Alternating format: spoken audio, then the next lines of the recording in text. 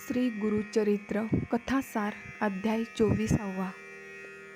नृसिंह सरस्वतींचा लौकिक सगळीकडे पसरला होता.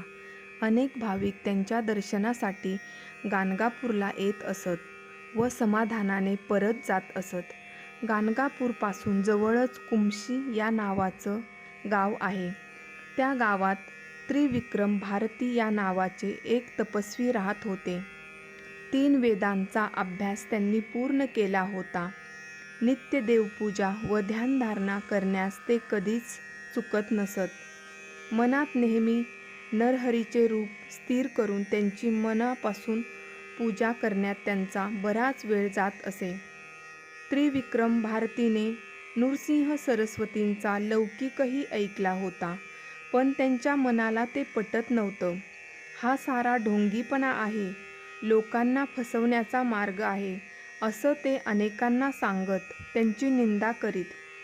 त्रिविक्रम भारतीच्या मनातील ही वृत्ती स्वामींना अंतर्ज्ञानाने कळली होती. त्यांच्या मनात त्रिविक्रमांना प्रत्युत्तर दाखवण्याची इच्छा झाली. आपला विचार त्यांनी राजांच्या कानावर घातला. कुमशीला जाण्याचा हेतू सांगितला. राजाने सर्व तयारी केली. हत्ती, घोडे, पायदळ यांच्यासह मिरवणुकीच्या थाटात स्वामींना त्याने कुमशीला पाठवून दिले. त्रिविक्रम भारतीला कल्पनाही नव्हती की स्वामी आपली भेट घ्यायला येतील. त्या दिवशी तो नेहमीप्रमाणे पूजाविधी आटपून मानसपूजेच्या तयारीत होता. पण मनाची स्थिरता होत नव्हती, मनाची एकाग्रता होत नव्हती. असं का होतं ते मात्र कळत नव्हतं. इतक्यात त्याने एक अपूर्व सोहळा पाहिला. नदीच्या बाजूने त्याची नित्याची मानसमूर्ती तिच्या सर्व गणगोतासह येत आहे असं त्यानं पाहिलं. पण त्यांच्याबरोबरची सर्वच मंडळी हातात दंड घेऊन येणाऱ्या संन्याशासारखीच दिसत होती. हा प्रकार पाहून त्रिविक्रम भारतीला चमत्कारच वाटला. त्याच्या मनातील संशयवृत्ती संपली होती. त्यांना पाहताच तो सरळ रस्त्यावर नमस्कार घालीत स्वामींना सामोरे गेला. स्वामींच्या जवळ जाताच तो म्हणाला, मी आजवर केलेल्या सेवेचा मला लाभ झाला.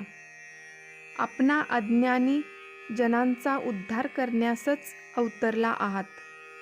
आपण अज्ञानी जनांचा उद्धार करण्यासच अवतरले आहात. माझा अपराध पोटात घाला व मला पोटाशी धरा. त्रिविक्रम भारती शरण येताच स्वामींना त्याची दया आली. बरोबरचा परिवार यतिवेश टाकून सामान्य माणसासारखा दिसू लागला. स्वामींची तेजस्वी मूर्ती मात्र दंडधारी दिसत होती. त्रिविक्रम भारती स्वामींची निंदा करीत होता.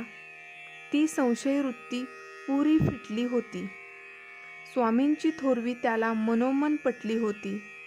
अजाणता झालेल्या चुकीची त्याने क्षमा मागितली. श्री स्वामी महाराजांनी प्रसन्न होऊन त्याला पुढच्या हिताचा मार्ग सांगितला. स्वामी परत गाणगापूरला गेले. जय जय रघुवीर समर्थ.